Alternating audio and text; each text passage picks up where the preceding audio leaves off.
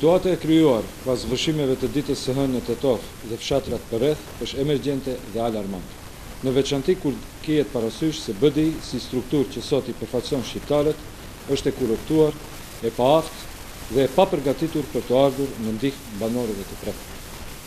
Përveç defilimit dhe fotografimit në fatkeqësinë e shqiptarëve, nga këta funksionar të korruptuar të BDI-s, deri më sot nuk dëgjuam asnjë plan për të përballur me këtë situatë të krijuar. Komuna dhe institucionet e tjera qeveritare luajnë rolin e organizatave jo qeveritare dhe kërkojnë kontribute prej qytetarëve dhe afaristëve në vend që në bazë të mandatit që kanë dhe me mjetet e buxhetit të përkujdesen për banorët e prekshëm.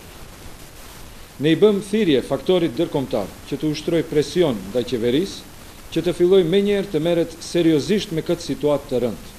si dhe urgjentisht të bëjë vlerësimin e dëmeve të shkaktuara në shtëpitë dhe objektet tjera të dëmtuara,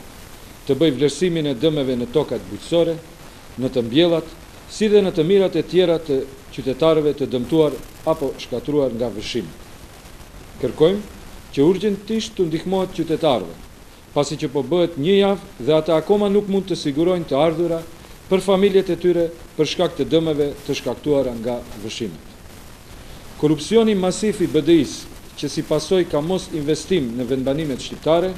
ka sjellë deri te ajo situatë që shtrati i lumit Shkumbin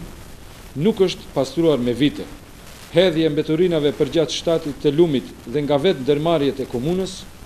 mospasje e investimeve në infrastrukturën ndihmëse dhe kulluese, ndikuan që kjo fatkeqësi të merr për masa dhe më shumë se fatkeqësi natyrore, kjo një fatkeqësi politike që e ka emrin BDI.